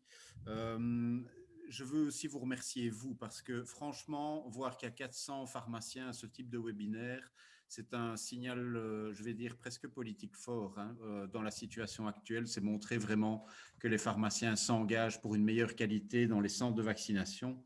Vos unions professionnelles sont les centres de contact, on l'a dit. Et ce que Charline a dit, on a eu la même idée avec Nicolas, c'est de créer un forum. Donc, merci Charline, c'était une très bonne idée. Avec plaisir. Donc, l'idée, c'est vraiment de vous manifester auprès de votre union professionnelle pour la liste et pour les adresses mail. Et vraiment, je crois que si on va créer ce forum, comme ça, vous pouvez échanger vos expériences et ce sera vraiment, et poser toutes les questions. S'il y a des inquiétudes, etc., n'hésitez pas. Voilà. Je veux aussi insister sur l'importance du rôle que les pharmaciens ont.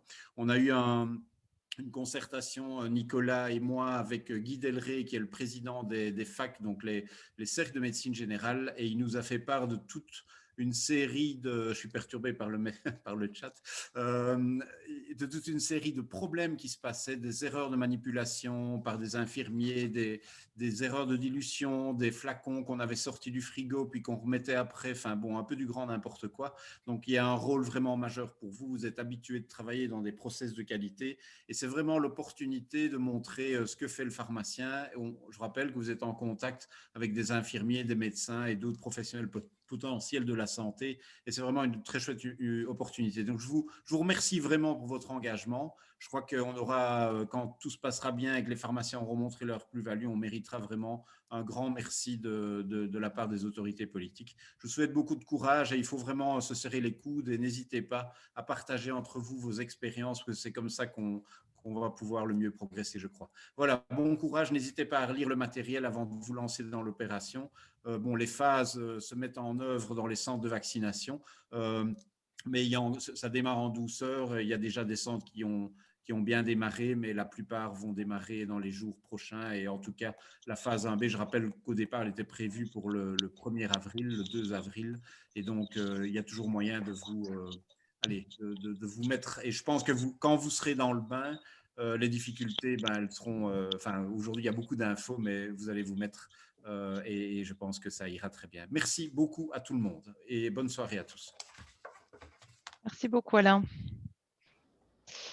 Voilà, je vous invite maintenant à poser vos questions. Je peux déjà essayer de retrouver dans le chat les questions qui ont été posées, mais je vous invite à prendre la parole et nous allons tenter d'y répondre, mes collègues et moi-même. Je t'aide déjà, Charline. J'ai regardé un peu dans le chat. Il y avait pas mal de questions, hein. Par exemple, qui est le plus difficile, combien de vaccins, le nombre à prévoir, parce que ça aussi, c'est une tâche du pharmacien expert. Comment on va faire? Le nombre de vaccins, tu veux dire, par flacon? À commander, en fait. Là, pour moi, la réponse, c'est que c'est l'État qui décide combien de vaccins on aura dans chaque centre. Donc, la tâche est plutôt de bien repartir le peu de nombre de vaccins qu'on aura les premiers mois Yoris, pendant des journées. le nombre de vaccins est déterminé en fonction du nombre de disponibilités que le expert médical lance dans le DOCLEUR. Le DOCLEUR, c'est le système de convocation des patients. Et donc, en fonction du nombre de go qu'il donne, il y a alors à ce moment-là le nombre de vaccins qui est prévu pour les patients qui seront invités ce jour-là. Exactement, Nicolas. Je suis médecin directeur d'un centre. Donc, en effet, nous autres, au centre de Braine-l'Alleud, on a 2 lignes et on nous a doté de 1900 vaccins AstraZeneca. Et donc, aujourd'hui, j'ai dû rentrer dans DocLR le nombre de possibilités, le nombre de vaccins en fonction des 1900 vaccins qu'on avait reçus. Mais dans la suite, donc pour les semaines suivantes, on va un peu plus de vaccination. Ici, on commence tout doucement.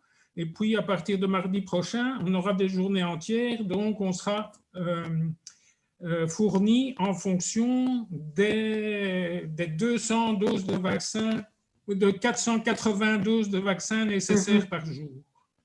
Donc, si on compte 20 vaccins à l'heure pour 2 lignes, pendant 12 heures, ça fait 480 vaccins par jour. Et donc, en fonction de ce que le pharmacien expert va pouvoir commander, donc on ouvrira des possibilités pour les gens de s'inscrire sur DocLR. Ici, j'avais à peine fini d'inviter les gens, qu'il y en avait déjà qui s'étaient inscrits parce qu'on a commencé par envoyer via à tous ceux qui avaient une adresse mail. Les 400 premiers, on a envoyé les convocations par mail et donc ils ont reçu leur convocation tout de suite et ils ont pu s'inscrire tout de suite. Pour les suivants, donc normalement, on commence à vacciner les centenaires, puis 90 ans, 80 ans, 70 ans, et ainsi de suite. Mais ceux-là n'ont peut-être pas d'adresse mail ni de SMS, donc c'est envoyé par la poste. Donc, ils n'auront leur convocation que peut-être lundi. Normalement, ils disent 2 jours. Si on les sort avant 16 heures. OK. Donc, merci, Dr Mathis, pour ces précisions pratico-pratiques du terrain. Mais je voudrais remercier les pharmaciens quand même, parce que j'ai eu des contacts avec 12 pharmaciens. On a lancé hier midi un Google Sheet pour pouvoir s'inscrire. Et je vois que tous les jours sont déjà remplis jusqu'au mois de juin. Donc, ça a été très rapide. Je vois que les pharmaciens sont bien motivés. Et on peut les remercier vivement. Merci, docteur. Je vois que Didier Tenray a aussi une question. Oui, Didier? Oui, je voulais savoir au niveau de l'organisation, puisqu'en fait, les pharmaciens ont quand même des horaires qui les obligent de travailler dans leur pharmacie. Est-ce que le principe du pharmacien coordinateur, qui est un pharmacien expert, est celui qui va organiser, entre guillemets, l'organisation pour qu'il y ait toujours le pharmacien responsable, expert au sein du centre, ou est-ce que ce sont les centres eux-mêmes qui vont s'occuper de remplir le planning pour avoir les pharmaciens durant toute la période d'ouverture du centre? Encore une fois, Didier, je pense que c'est une organisation qui doit se régler avec le responsable du centre directement. Ça dépend un petit peu de la taille du centre, ça dépend des heures d'ouverture du centre. Tout ça est variable. Ici, comme l'a dit le docteur Matisse, il a proposé un Google Sheet aux pharmaciens pour pouvoir s'inscrire en fonction des heures dans lesquelles ils pouvaient être disponibles. Maintenant, toutes les organisations ne sont pas aussi structurées en fonction des différents centres sur la région wallonne. Hein.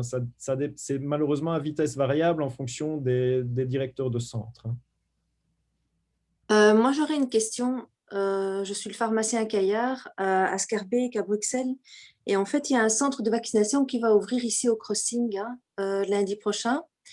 Est-ce que nous, en tant que pharmaciens, on doit plutôt approcher la bourgmestre, Cécile Jodogne, parce que j'étais en contact avec elle et c'est vrai qu'elle était un petit peu désarçonnée par le fait des changements de planning, d'horaire. C'était prévu, l'ouverture était prévue déjà il y a 2 semaines et puis ça a été postposé suite à la pénurie de vaccins. Mais donc là, ici, pour le coup, ça va rouvrir sur Facebook, elle maintient donc l'ouverture au 15 mars. Alors, est-ce que nous, en tant que pharmaciens, nous devons plutôt approcher les autorités communales? Alors, vous parliez de cercle médical, mais comment peut-on savoir quel est le médecin responsable de ce cercle médical dans notre localité par rapport ici au centre de vaccination du Crossing à Schaerbeek, ou bien doit-on attendre dans notre officine qu'on vienne nous chercher? Le plus simple, hein, c'est de s'inscrire auprès de son union ou auprès des sociétés OFACO comme candidat pharmacien expert. Et nous transmettrons, ou via la possibilité que proposait Charline, et nous transmettrons alors au cercle de médecine la liste des candidats. Et donc, eux prendront alors à ce moment-là contact avec vous, parce que pour l'instant, la liste des responsables n'a pas encore été publiée officiellement, et malheureusement, je ne pense pas qu'elle le sera d'ici lundi. Donc, le plus simple est de passer par son union professionnelle ou la société coopérative à laquelle vous êtes affilié. Nicolas, si tu permets que je réponde à Madame Caillard. Bien sûr, Stéphane. Donc, Madame Caillard, vous êtes bien sur la liste qui a été faite par l'UPB et je fais le lien entre le centre de vaccination et les pharmaciens experts. Donc, vous êtes bien. Oui, d'accord, parce que j'ai été un petit peu étonnée quand Nicolas parlait du cercle médical, qu'on devait approcher ce cercle médical. J'en ai jamais entendu parler. Non, mais comme j'ai dit dans le chat, mais vous n'avez peut-être pas vu, j'ai dit que ces cercles médicaux ne sont pas d'application à Bruxelles. Ah ben voilà. Merci Stéphane. Je pense qu'il y a quelqu'un qui a levé sa main, mais moi je ne vois pas. Je suis désolé, je n'ai pas de caméra, mais c'est Arnaud. Bonjour, j'ai une petite question plus spécifique au niveau RH. Je vous parlais de 80 € en tant qu'indépendant et en tant que salarié. Vous avez une idée de la rémunération? Non, je n'ai pas d'idée. Hein. Toutes les lois sociales sont d'application et donc ce sera stipulé dans votre contrat hein, que vous contracterez avec le centre de vaccination. Oui, donc, dans l'arrêté royal du gouvernement wallon, donc, si vous allez voir, qui est encore en constitution, il y aura une convention signée entre le cercle et tous les intervenants qui sont rémunérés. Et il y a un programme spécifique où tout le monde sera inscrit et où les heures que chacun preste sera inscrit et qui est relié à une comptabilité qui permettra de payer. Donc, normalement, les cercles seront subventionnés à 3 reprises, je pense, dans 3 mois d'abord, puis 2 mois, puis après la fin de la vaccination, quand toutes les données seront connues. Merci pour ces infos. Moi, j'ai juste une petite question, savoir est-ce que la présence d'un pharmacien expert est obligatoire pour l'ouverture du centre ou le centre peut très bien ouvrir sans pharmacien expert? dans la pratique, il vaut mieux avoir un pharmacien expert à l'ouverture du centre, puisqu'il faut vérifier dans le frigo déjà que le stock corresponde, donc avant de démarrer. Donc, je pense qu'à l'ouverture et à la fermeture, il faut au moins que le pharmacien expert soit là. Et durant le reste de la journée, à chaque fois qu'on fait une préparation, il se pourrait que le pharmacien ne soit pas là alors. Ça convenir avec le responsable du centre, hein, comment vous travaillez. Vous n'êtes, en tant que pharmacien expert, responsable des préparations, mais pas nécessairement obligé de préparer, hein. Vous pouvez avoir une équipe de préparateurs à votre disposition. Tu es responsable de ce que tu fais quand tu n'es pas là. Oui, c'est ça.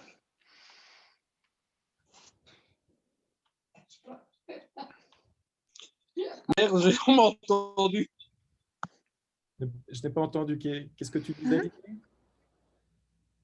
Je disais qu'on est responsable de ce qui est fait quand on n'est pas là. Donc, c'est quand même un problématique. Tout à fait. Maintenant, les doses peuvent être préparées à l'avance et quand on les injecte, tu n'as pas besoin d'être là non plus, hein.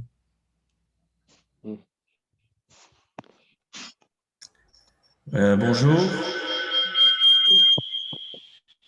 Bonjour. Tu peux couper?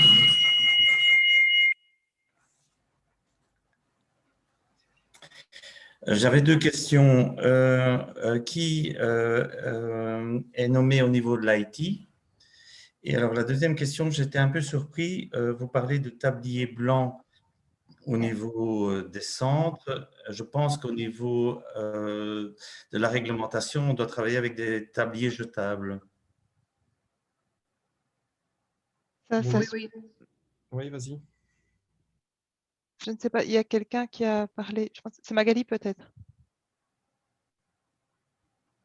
Je ne sais pas qui c'est, mais en tout cas, moi, je pense qu'on ne peut pas travailler avec des tabliers blancs dans des centres.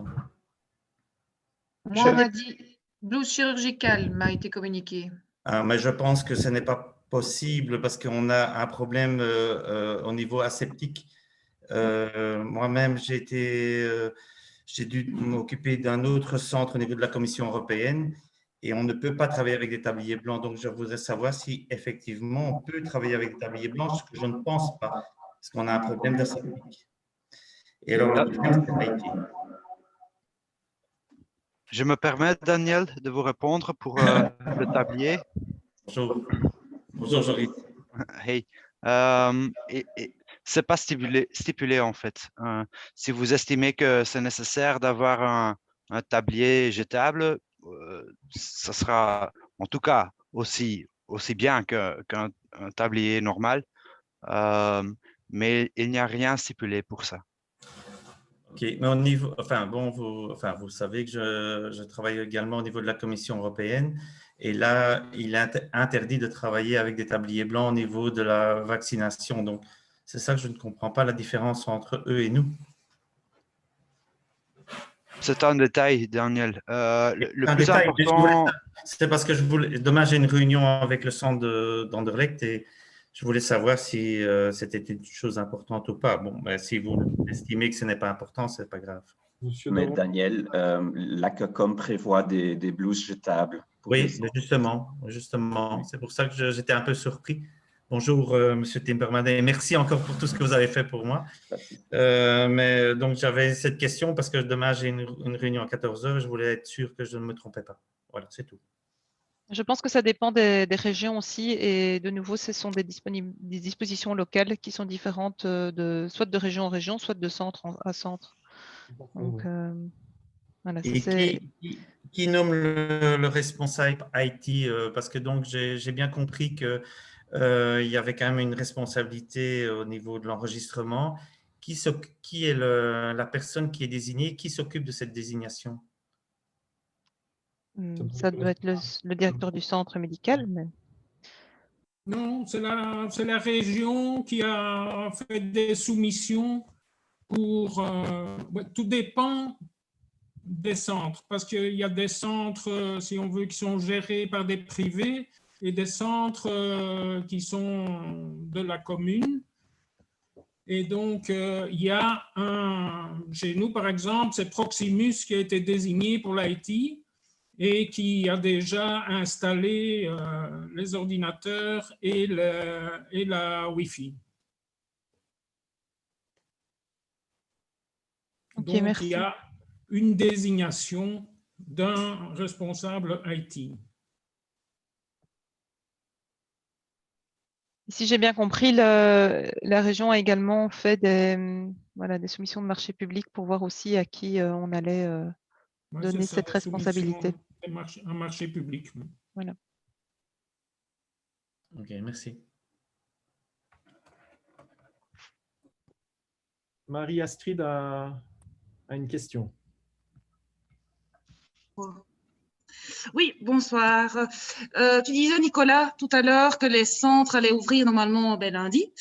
Est-ce qu'ils sont légalement obligés d'avoir un pharmacien pour ouvrir le centre et donc on soit tous prêts lundi s'il faut ouvrir, ou est-ce qu'ils peuvent ouvrir leur centre sans pharmacien?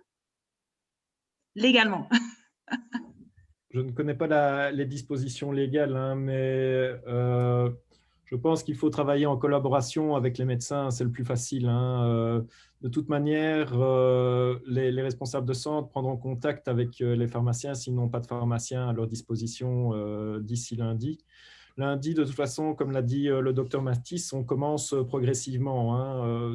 On va tester un petit peu l'efficacité et la manière de travailler des centres. Donc, les centres, lundi, en tout cas en province du Luxembourg, n'ouvrent pas toutes les heures prévues au départ, hein. Ça se fait de manière progressive. En province du Luxembourg, ça prend une semaine pour arriver au temps de roulement classique. Ok, merci beaucoup, Nicolas. C'est la même chose dans le Brabant wallon, mais le pharmacien devra déjà être là quand on livre les vaccins. Par exemple, chez nous, AstraZeneca va venir livrer les vaccins dimanche. Donc, il me faudra un pharmacien sur place dimanche au moment de la livraison. Et lundi, on commence à travailler à 20% sur une ligne. Donc, on va faire 100 vaccinations, mais il y a une formation préalable parce que la partie non médicale doit également former du monde. Et il a reçu 2 shifts différents. Donc, les premiers arrivent vers 9h, je crois, et les autres arrivent à 15h. Donc, on a dû adapter nos heures de vaccination en fonction. Donc, on fera une formation avant de commencer à vacciner. Mais de toute façon, le pharmacien expert, il devra être là au moins, comme indiqué dans les slides, une demi-heure à l'avance avec les préparateurs. Merci beaucoup, c'est gentil. Il y a beaucoup de questions sur la durée du temps de travail dans le chat, etc. Si on veut juste venir passer quelques heures dans le centre et aider dans le centre, est-ce qu'on peut le faire? Tout ça est à déterminer avec le centre dans lequel vous proposez, hein. Je pense qu'à l'heure actuelle, en tout cas en province du Luxembourg, toute aide est la bienvenue, que ce soit pour préparer ou comme pharmacien expert. On manque de bras à l'heure actuelle, donc n'hésitez pas à prendre contact avec les centres et à vous proposer, hein, même pour quelques heures, s'ils ont besoin, ils seront très contents de vous avoir à leur disposition.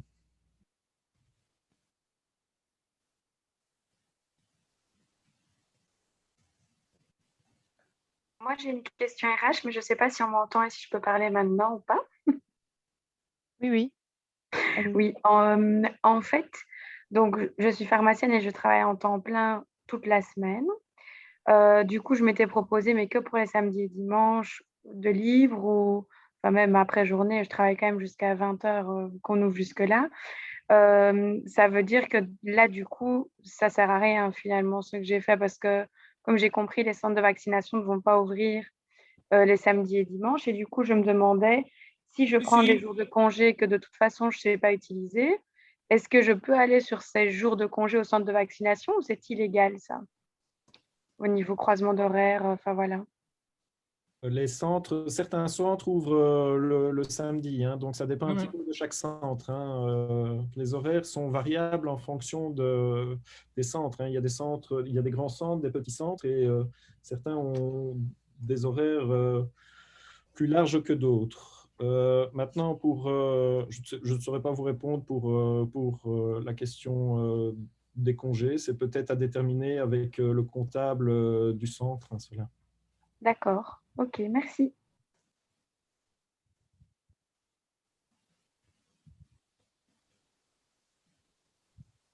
Moi, j'ai une question. Je ne sais pas si vous m'entendez. Oui. Oui, voilà. Est-ce que vous savez déjà qu'on aura besoin de combien de pharmaciens par centre? Si vous avez une idée. Parce que là, je vois qu'on est quand même assez nombreux. J'ai l'impression que ça va être largement suffisant. Non? Encore une fois, c'est à voir avec les responsables de centre. Hein. Comme l'a dit notre confrère, consoeur précédemment, elle n'est pas disponible tout le temps. Il faut quand même couvrir les horaires. Et donc, il y aura certainement besoin de plusieurs pharmaciens. On ne va pas travailler non plus pendant une semaine. On travaille au moins jusque juin et peut-être et encore après. Donc, il va falloir des mains pour remplacer aussi des pharmaciens qui ont commencé, pour continuer les horaires, pour continuer à vacciner. Donc, le travail ne s'arrête pas demain, il continue.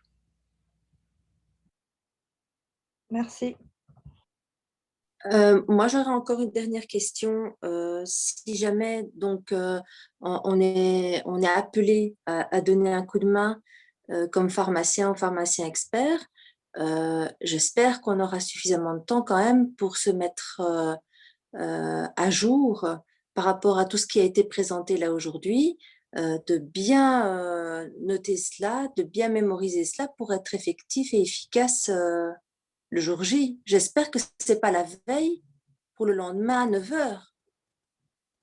Donc, le mieux, hein, c'est de préparer avant ces documents et de préparer des résumés de ce que vous devez faire. Comme on vous l'a présenté dans la présentation, il y a vraiment des slides où vous voyez la journée type du pharmacien et reprendre alors ces documents pour bien vous organiser. Je pense que c'est encore le mieux et suivre ce déroulement. OK. Je propose de mettre une copie de cette slide de déroulement de journée idéal sur le site également de l'APB, sur cette page de centre de vaccination. Ça permettra à chacun de l'imprimer et de cocher les cases lors de l'organisation de la journée. Une super idée, merci Charline.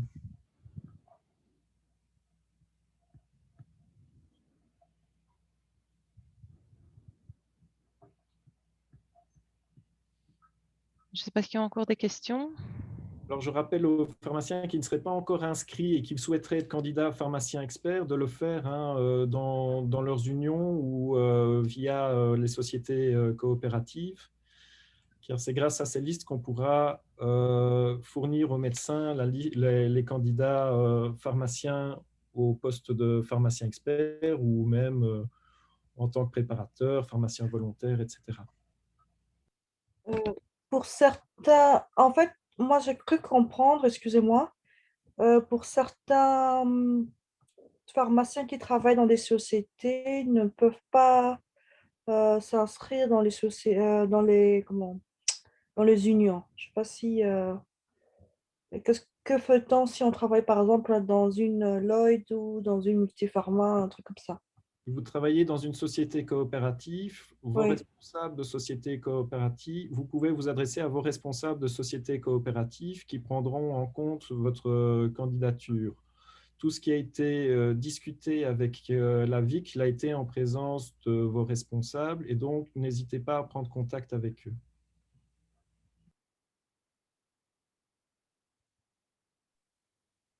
Je prends contact avec en fonction de ma pharmacie ou bien en fonction de mon lieu d'habitation? En fonction de votre pharmacie, oui, c'est ça, en fonction de votre pharmacie, ben, soit vous êtes affilié à une union de pharmaciens indépendants et vous prenez contact avec cette union, soit vous êtes affilié à une société coopérative et vous prenez contact avec cette société coopérative. Ok, merci. Nicolas, j'interviens encore. Est-ce qu'il ne vaut quand même pas mieux recommander? Donc, c'est clairement très important que vous signaliez auprès de l'union ou de votre société, mais peut-être aussi de vous inscrire via le site solidaire avic.be parce que le forum joue un rôle quand même. Ce qu'on veut faire en passant par les unions, c'est vraiment être beaucoup plus proactif et mettre en contact les pharmaciens volontaires avec les les directeurs médicaux des centres. Mais je pense que c'est quand même bon, enfin je ne sais pas ce que tu en penses, mais quand même que les gens s'inscrivent aussi via Solidaire, le site de la VIC, pour la Wallonie en tout cas. Oui, certainement, Alain, merci. Oui.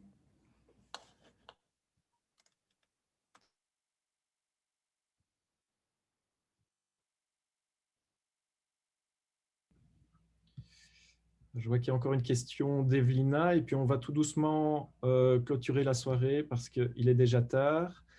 Et de toute manière, comme vous l'a dit Charline, il y a une adresse mail pour toutes vos questions qui est disponible.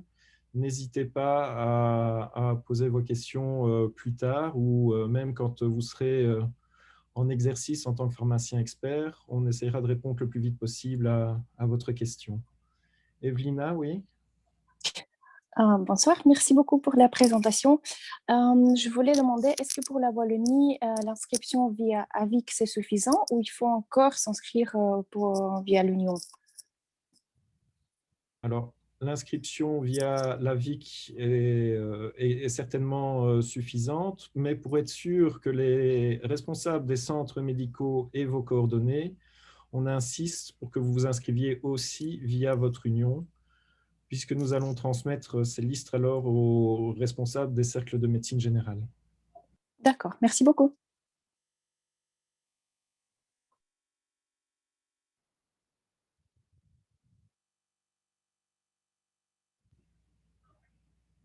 Je ne sais pas s'il y a encore des questions.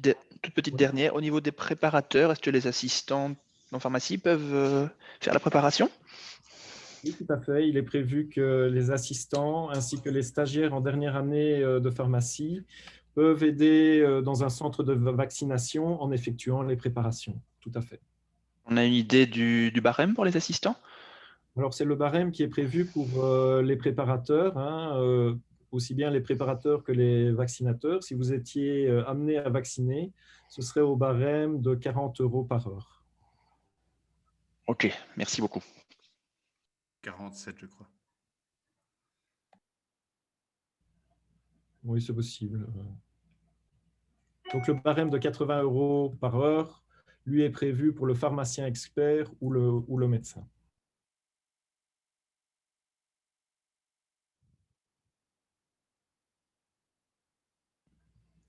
Bon, ben, je pense qu'on peut tout doucement clôturer la soirée.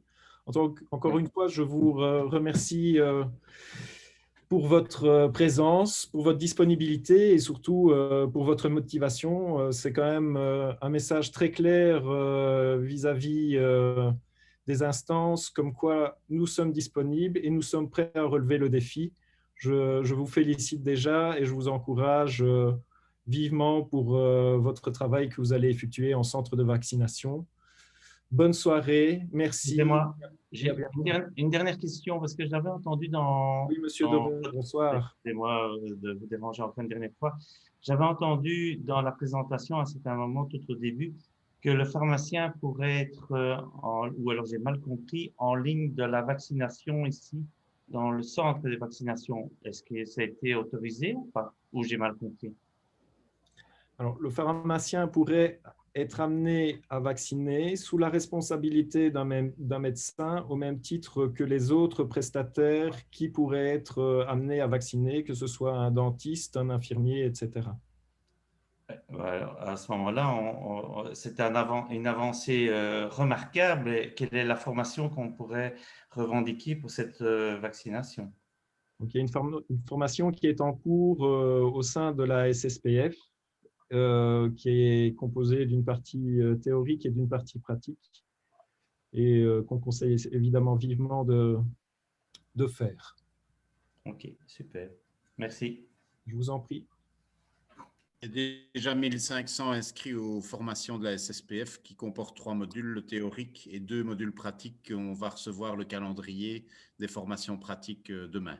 Mais est-ce que cette formation est acceptée par nos amis médecins? Oui, oui, tout à fait. C'est une formation certifiante. D'ailleurs, c'est prévu dans la loi de la délégation des actes infirmiers dans le cadre de la pandémie Covid sous responsabilité médicale. Et donc, le pharmacien est tout à fait en droit. Il fait partie des professionnels de la santé dont l'extension de compétences est requise. Donc, il n'y a aucun souci légal. Non, je ne parle pas de ça, mais je me demande si l'APSIM va être d'accord avec ça. C'est ça, c'est ça. Oui, mais ça, l'APSIM, on va les laisser se ridiculiser eux-mêmes. Hein, je suis désolé. En tout cas, c'est toute mon espérance. Bonne soirée à tous. Au revoir. Voilà, bonne soirée à tous. Merci de votre présence et bon courage. À bientôt. Bientôt. Merci beaucoup. Au revoir. Merci aux orateurs. Au revoir. À Merci. tous. Au revoir. Au revoir. Au revoir.